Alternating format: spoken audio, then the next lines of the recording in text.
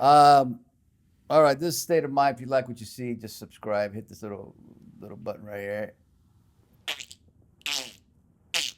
Okay.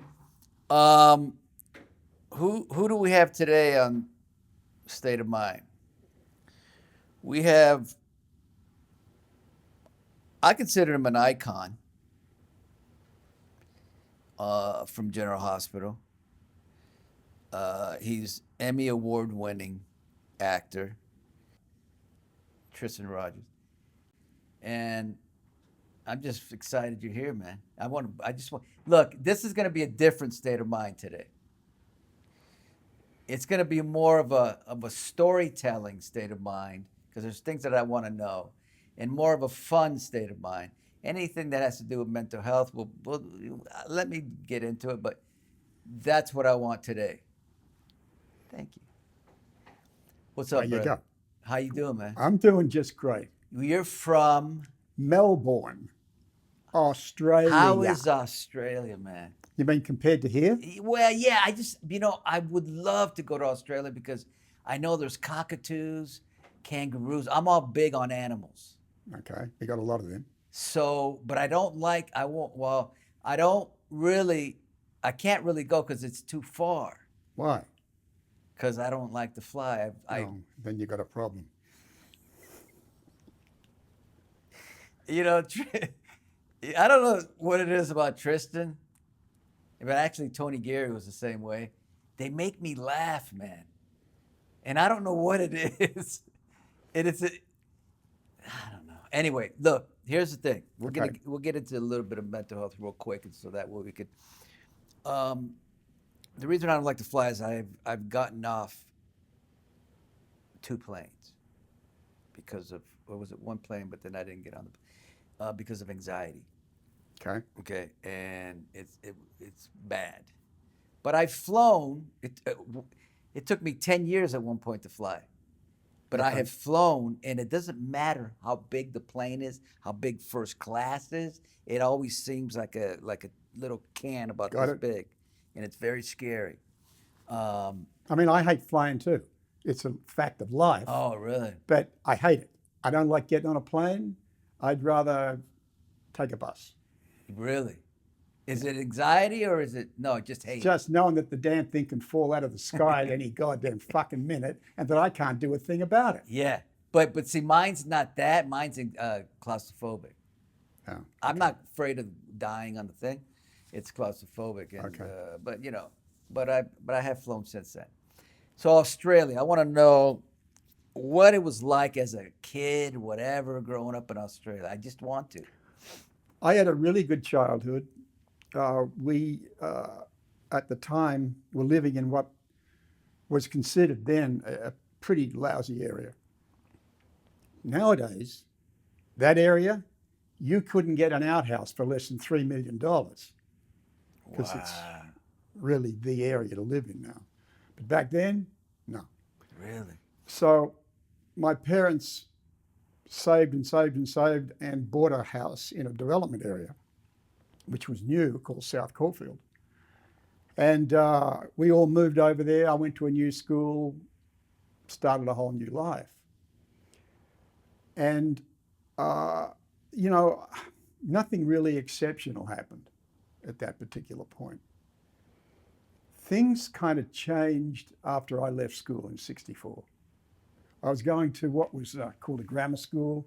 It was a public school paid for by the public, real expensive. And in my case, a complete waste of time.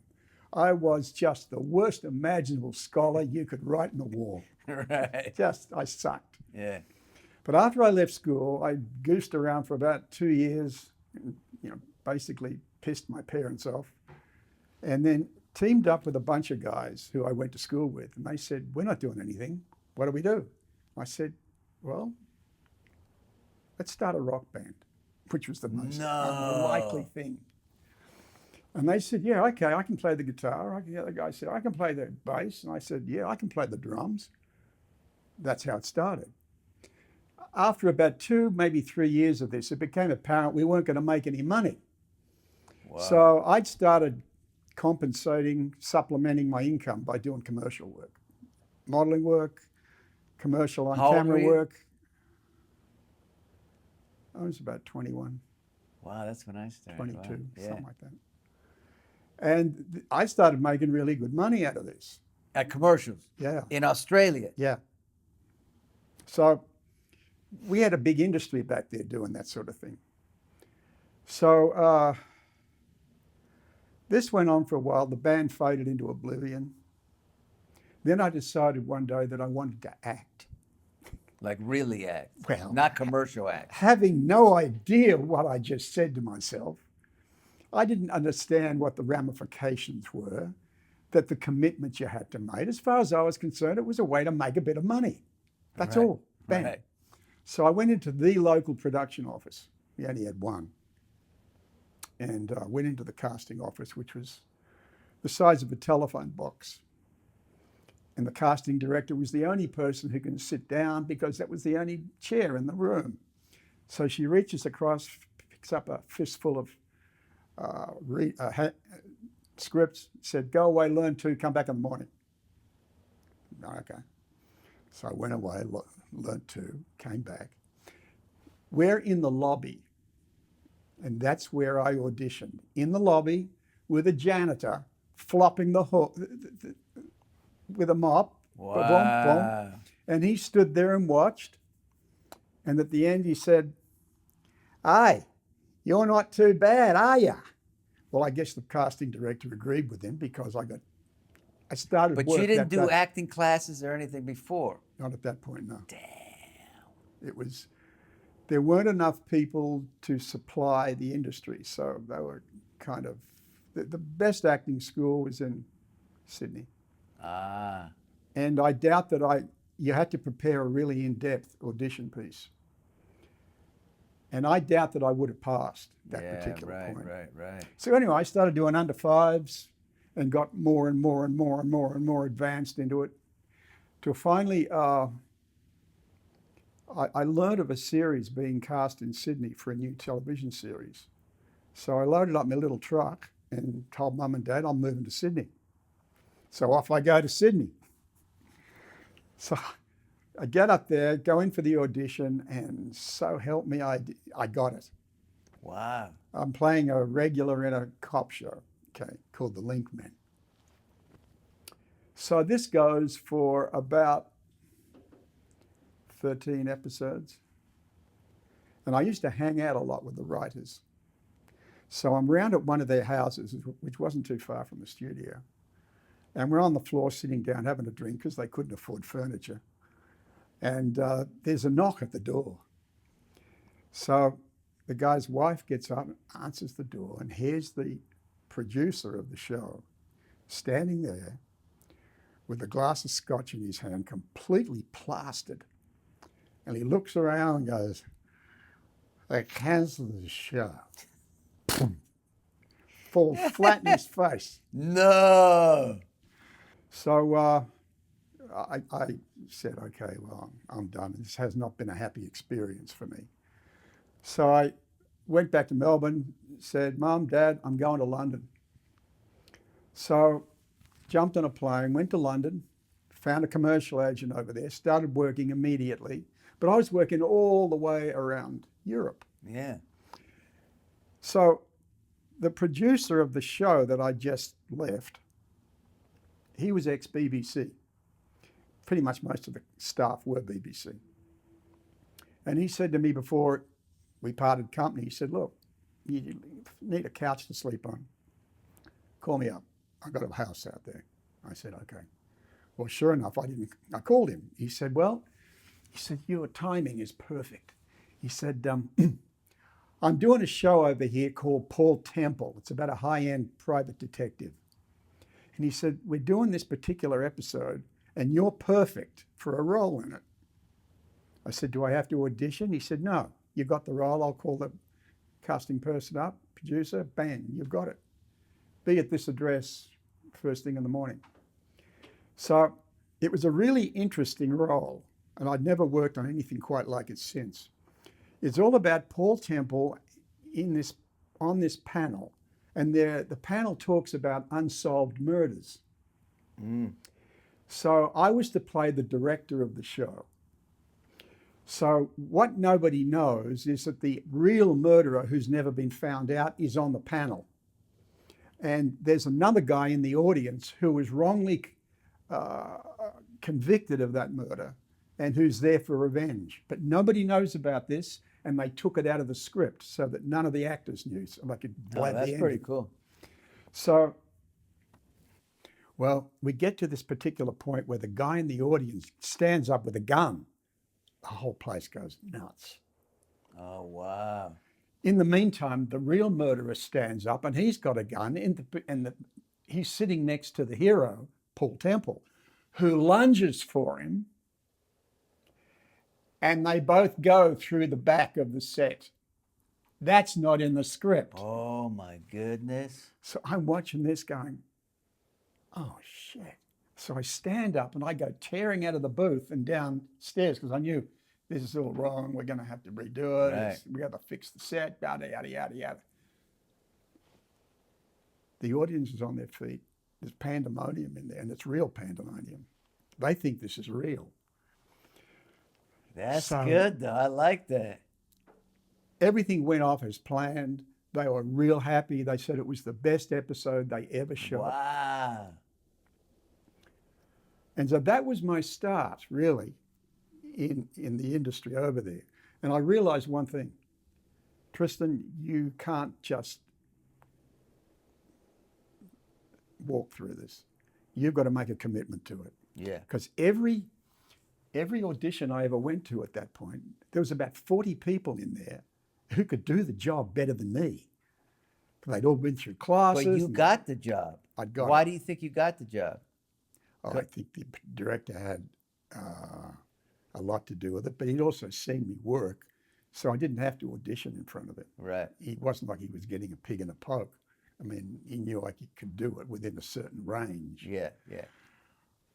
And so this kind of started me off over there.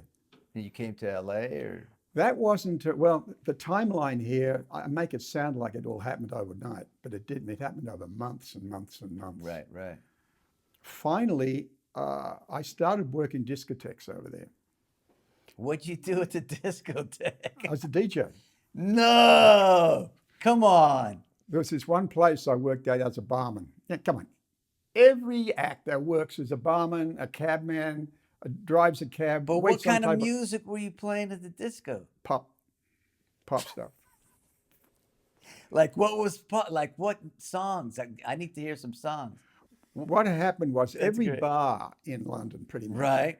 had a little disco set up. This was what year? 72. Oh yeah, you were right in it. So I was working at this place which had just opened, and then they announced where it was a downstairs bar with 3 separate bars attached to it. And they announced then, we're turning this whole area into a disco. Yeah. So, okay, fine. Came New Year's Eve one night, about the second year. The disc jockey doesn't turn up. New Year's Eve, the place is jumping. Damn. So the manager walks up and says, makes an announcement, can anybody here work the DJ equipment? And I thought about this for 10 seconds, and I thought, come on, how fucking difficult can it be? I mean, there's a record player there, you put a record, Oh you need a my long bang, bang. Yeah, goodness. shit, yeah, I'll do it. So he goes, okay, get up there and play some music. So I get up there. He'd had all his music up there. I figured out how to work the equipment. Put the first record on, and then I froze. I had no idea what to say. None. Oh, but you So figured out how to use it. Knew how to work the equipment. Didn't know how to do all that snappy chat in between. I love to love you, baby. Yeah, all that shit. Didn't know how to do that. So this goes on for a while, and I said nothing but just played music. Finally, the DJ turns up, says, thank you, now get out. Because I'd messed up his selection of music, and it was all over the place. Oh, wow. So I thought to myself, you know what, this is fun. And I figured this out. So I got there's a selection of music you've got to have as a DJ to cater to the crowd. And this guy came up to me after and said, look, there's a guy getting out of the business. I can get you all his music for about £10. I thought, yeah, it's about 600 quid's worth of music there. I said, he must really want out. He said, yeah, he does. So I bought all his stuff and then figured out how to use it properly. At about that time, there was a new club opening in London. So I went along and auditioned for it, and so help me, I got the money. I got the job. Wow. So this particular club was huge. It was underneath the arches in London. It used to be a bomb shelter during the war. Except this guy had bought it and he put a mezzanine. Ceiling was about 50 feet high. He put a mezzanine in with another discotheque and a restaurant up there. And then the main disco, along with an auditorium, was down below. So I'm working the top one, not a soul, not a fat boy and a dog up there for the entire time I worked there. Finally, they came to me and they said, we got no use for you, go. So I got fired. So the guy that was running the music side of it, he called me over and he said, look, this is probably apparent to you, but these people haven't got a clue what they're doing. He said, I'll have you back here in a week. Sure enough, I was back there in a week. In the meantime, London had just discovered commercial radio. Capital Radio was their first commercial stadium, commercial studio. So I went in there and said, look, I've had a bit of experience doing radio work back in Melbourne, which I had. I said, you know, do you need anyone? He said, well, look, we can't put you on air. We're not going to pay you, but we'll have you here as a consultant. So this a week or 2 weeks later, I'm walking in there and they said, Tristan, come here. We want to do a live show on a Saturday night. We're looking for a venue. Have you seen anything that might work? And I said, yeah, I know a place. So I took them down to Global Village, which is where I worked. And I said, what about this? They took one look at the mayor's location, the open floor, the stage, and said, oh, yeah, this is perfect. What's the deal? So I called the music director over and I explained to him what the situation was. Then I said, look, we don't want any money. What we want is unlimited plugs, and you tell people who's going to be on stage for that musical act. We had one a night. And it turned out the musical act was going to be Elton John and Kiki D doing Don't Go Breaking My Heart. No. It was number 10 on the charts at that particular point. And his career was only just I love Kiki D and Elton John. Was incredible. You saw it? Yeah, I was there. When they played? Yeah, I was there. And how was it? It was fantastic. Like, how is it to be able to, how close were you? Well, the place was full. The street where you got in was about the width of this. Okay. So I'm driving in there one night. I had a beaten up Mini, and I would park it around the corner on the sidewalk. Right. Get all my records and stuff and go in. Boom. This one night I'm coming in, and there's hundreds and thousands of people lined up about a quarter of a mile. And I said, wow, I wonder where they're all going. Turns out they were going to Global Village. But they'd shut the doors. They already had 800 people inside, and there's about 2,000 outside trying to get in. Damn. And that wasn't going to happen because over there, the fire brigade can shut you down like that. Yeah.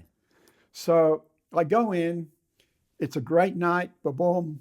2 weeks later, I get fired. So he says, look, the guy says, look, don't worry. You'll be back here again in no time at all. So finally, the immigration department caught up with me and said, okay, your visa's up, get out. We've got enough assholes here. So go to LA? It's funny. Let's move ahead 10 years. I get here. And nobody much knew about Australia. They didn't know a whole lot. They knew it was there, but they didn't know what it was. And so when I started doing auditions, everyone said, well, what's that accent you're doing? I said, it's my own accent. Oh, we don't want that. I said, what do you want? So I had to sort of come up with some kind of an American accent. I get a call from my agent. He said, I've got this audition. He said, these people want East Africans. I said, East Africans? I said, what's that? He said, exactly. No one's going to know, so go in there. Well, it was for General Hospital. Oh, no. He said, it's a 2-day role. No. I said, fine. And I had no idea at that point how big the show was. This was in October 1980. Monty was... Oh, yeah, in power. So I go in there. I did 5 readings on 5 different days. Finally, they said, you've got the job. Come in tomorrow for a wardrobe fitting. I said, okay. So I was brought in. I had no name, but I was brought in expressly to beat up the hero, Luke, and then disappear. So half the day goes by, and I get summoned into Gloria's office. And she said, we really like what you're doing. Would you like to stay? I said, yes. Okay. Did you act cool, or were you... Yeah. I started to kind of sweat a little bit. Right. So she said, we'll figure something out. We'll talk to your agent and do the paperwork, et cetera, et cetera. So about 3 days later, I get called to come in. Now, they hadn't written anything. They had nothing for this character. Right. So I was just told, Gloria wants you in scenes. You don't have to say anything. You can be reading a magazine, a book, poking around a corner, looking furtive, looking suspicious, yada, yada, yada. Okay. For 2 weeks, I did that. Right. Finally, they get caught up in the scripts, and I get told, okay, you are now Agent X, X1. I said, what? Yes, you're Agent X1. I said, that's a stupid name. I said, let me come up with something a little bit better than that. So I went away and thought about it, and I came back. I said, okay, how about his agent CK8? And Norma, Gloria's sister, said, what does CK stand for? I said, well, he can't be a 00 because that's already been taken. But I said, CK can stand for can kill. Number 8. She said, oh, I like that. And from that moment on, that's what he was, CK8. So you got how many years did you sign initially? 3 years. Yeah. But that didn't mean anything. In fact, I understand. You're only there for 13 weeks. Yeah, actually. I get you. So then you got popular fast? Very quickly. And then you and Tony Geary were, what was your characters like? Friends or not friends? Or we were suspicious of one another. That's the best way to put it. And then finally I rescue him from the throes of Cassadines. And we became good buddies, but not before there was this one big fight scene between him and me and a whole bunch of Cassadine people. And what we did, we were downstairs in the green room, and suddenly we started messing with the script. And he said, hold it, put the script down. He said, let's do it now. So suddenly we had a whole different scene. Oh, yeah. And he said, oh, I got to show Gloria this. So we go up into the booth and said, Mom, because there were certain people that called her Mum. Mum, we got something to show you. She's going, what? So we do the scene, and she looks at the both of us and says, okay. keep that. And we'll do it again in a minute. So at the end of the night, they saved up this scene, and she came down and redressed the set. We had stunt guys there who'd taken us through things. And back then, when they had stunts on the set, you were given the option of doing it, or they brought in a double.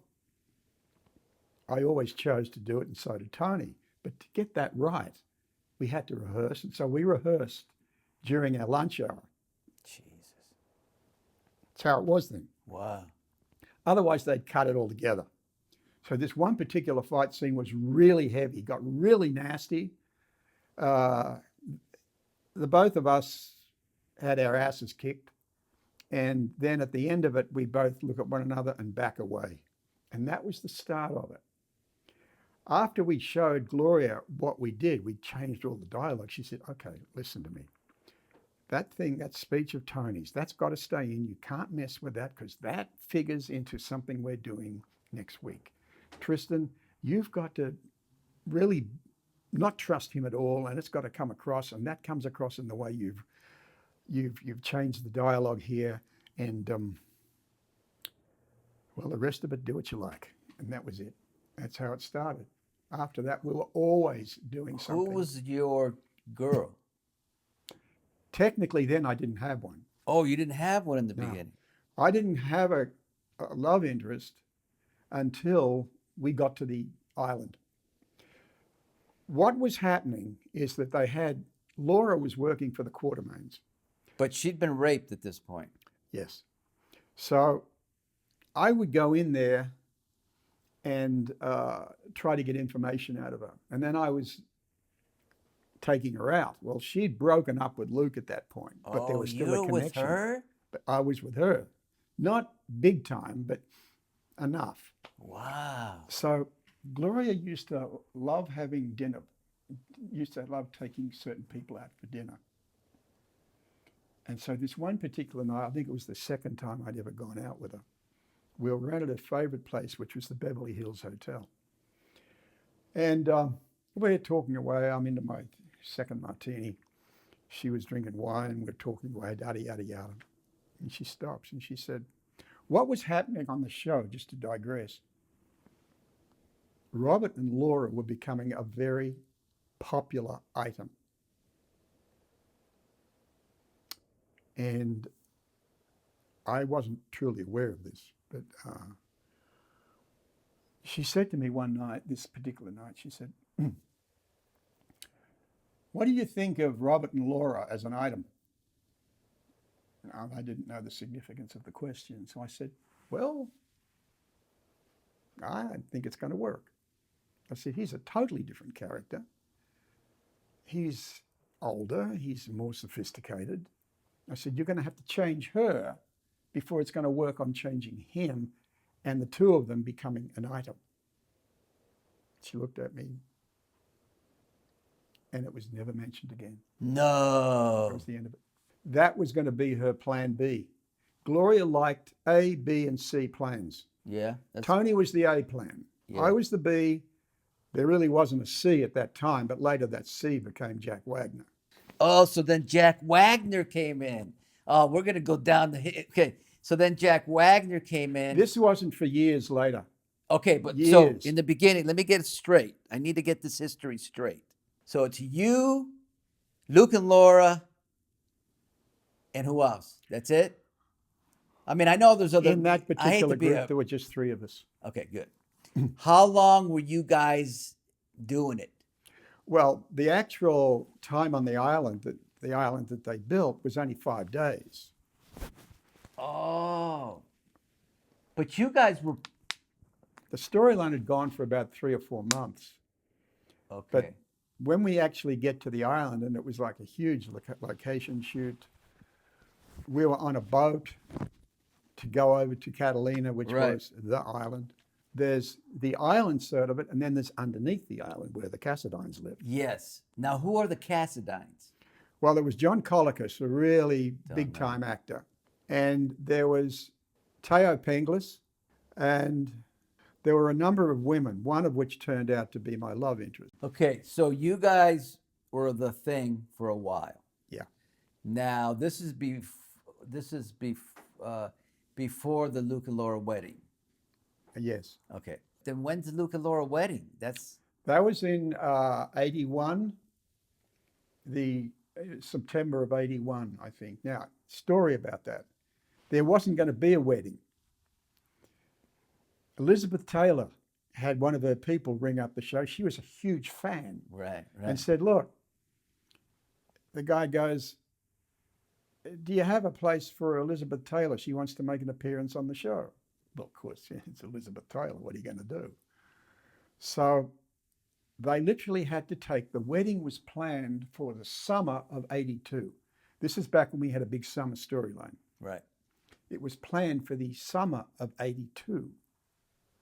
Well, of course, they had to scramble to bring 8 months of storyline forward.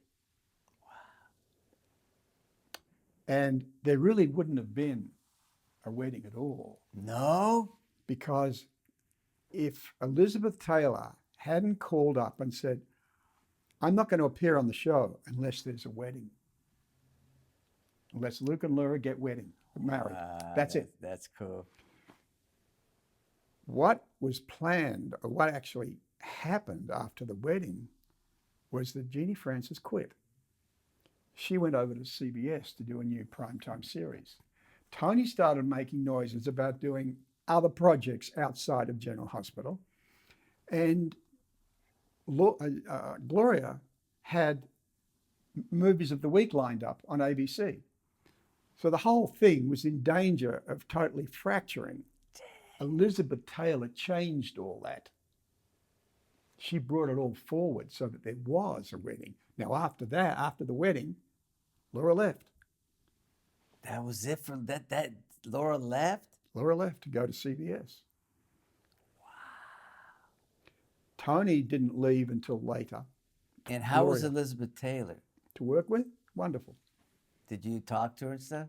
I had a one-on-one scene with her. And I remember the day she started in there. She walked in with a sloppy joes, walked into makeup, said, hi, everyone, I'm Elizabeth. Everyone's going, what? Dang. So she came around and introduced herself to everyone. And then she said, where's Rogers? Somebody pointed, she's in the booth at the end. So she came in, she said, hi. I said, hi. She said, do you think we could run lines together? I said, hell yeah. I said, where are you? She said, I'm in, she was in Gloria's office. They'd cleared Gloria's office. And that was her dressing room. No. Fish tanks, the whole thing. So off she goes. About 20 minutes later, I knocked on the door and walked into her dressing room. And so she slams the door shut and goes, I know all about you. I'm going, what the hell does that mean? She said, you are a notorious ad-libber. No. I said, yeah, maybe. She said, pulls out the script and says, look, what can we do for some of these lines here? I'm not too crazy about this. I said, okay. So we sat down together and we rewrote her script, putting in sharper dialogue. How about her eyes? Oh, incredible. Blue. Violet. Violet. Her favorite flower was sterling roses, and the entire dressing room was full of sterling roses. Oh, this is amazing. And stacked to the ceiling, Dom Perignon pink champagne. I had never seen Dom Perignon pink champagne, but back then it was $180 a bottle, and this is 1981. Nowadays, it's $300 a bottle. Did you talk to her about Richard Burton at all? Not then. Wrong time. Yeah. It wasn't until I started dating her years later. Wait. You just said something that I don't know if I heard it right. He just said he started dating. Yeah. Wait a minute. But Tony was dating her before me. Well, that I kind of.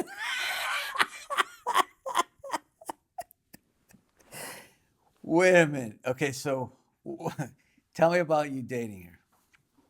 How was it? How long did you date her? Boy, like a week? No, it went on for a bit, but she didn't understand completely what I did for a living. I mean, she's been used to walking onto a set, everybody doing exactly what she wants, and she leaves when she wants, even if it's in the middle of a scene. No. Like in the middle of a scene, she'll leave? It never happened to us, but I heard it happen. Wow. So she would call me up in the studio, and I would say, Elizabeth, look, I'm on the set. I'm in the middle of work. I can't just drop everything and come over there. And she said, why not? Wow. I said, babe, it's just not possible.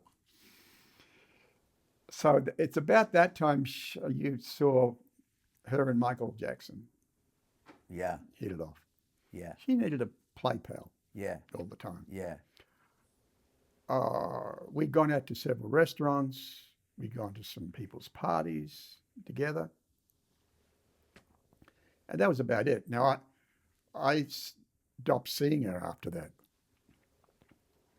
And it wasn't until about maybe a year later, I was involved in a charity called the American Cinema Award Foundation. Mm-hmm. Basically, we raised money for the Motion Picture Retirement Home and Hospital. And it was run by two people, me and David Guest.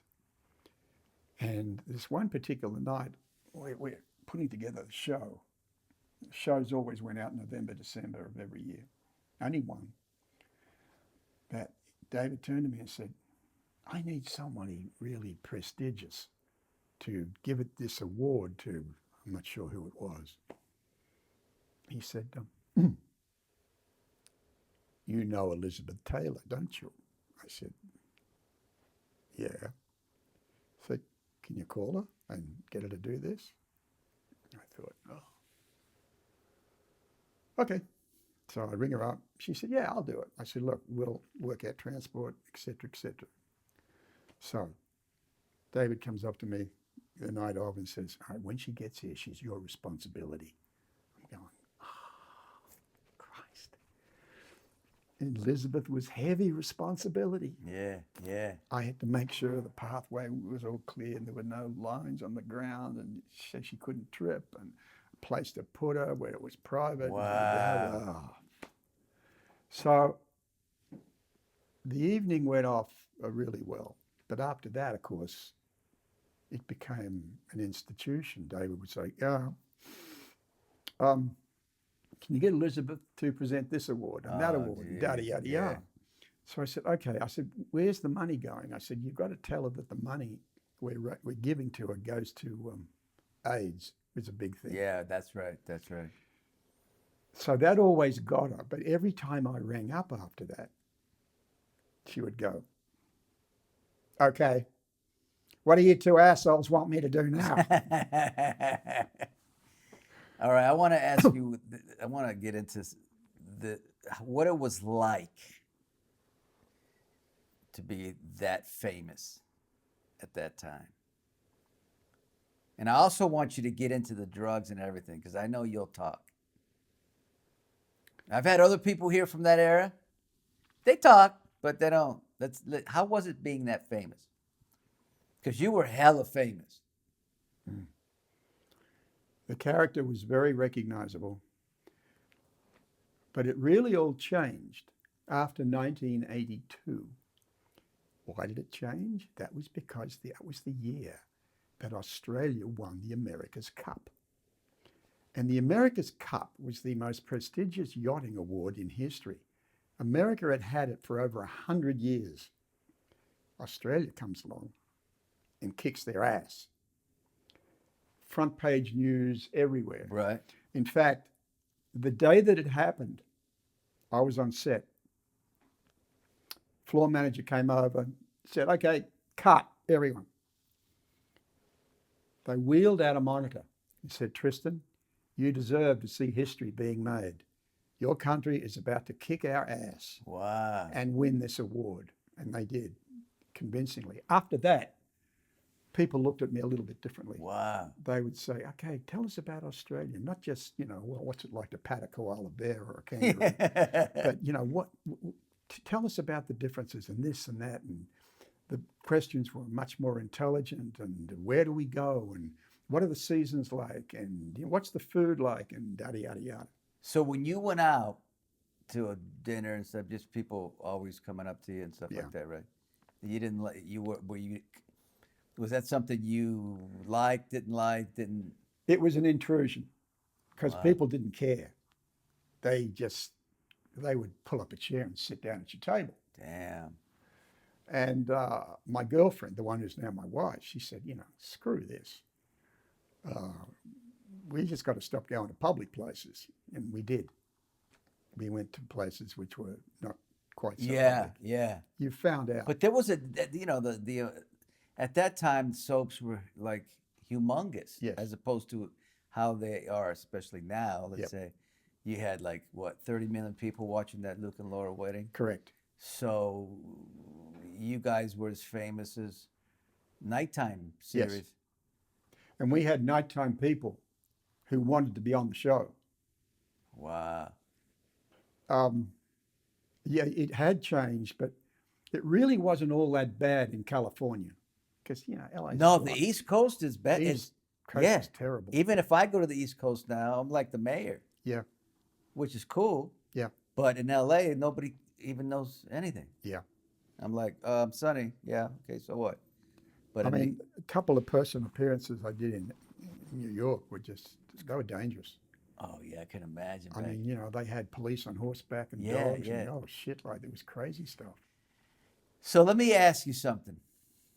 How do you feel, because you're a culture and growing up in Australia, about mental health? What is it? Is it like I'm Spanish, right? My father's from Nicaragua, my mother's from San Salvador. And there was not a lot known about it. Mm-hmm. I was brought up to be macho. And I think maybe that's the way it is in Australia, right? You've got to be macho. Back then, yes. Yeah, back then, yeah, right. Most of the guys I hung out with offset would not touch a joint or have anything to do with drugs.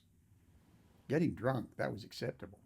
Yes. But nothing else. Yes. Nothing else nothing else stronger than that. So up until I left the country in 1979, I had never seen any evidence of people smoking or doing anything, certainly not cocaine. I mean, and as for heroin, No. it was unknown. But Australia's a lot of drinking, Oh, yeah. and that's covering up people that have anxiety, depression. They drink to self-medicate. We had the worst road toll in the world per capita. The worst. The worst what? Road toll, drunk driving, Oh. fatalities. Australia was number one in the world. Wow. And then the first thing they did back in the start of the 60s, they introduced seatbelts into cars. So suddenly, if you bought a used car that didn't have seatbelts, you had to go out and have them fitted. I remember.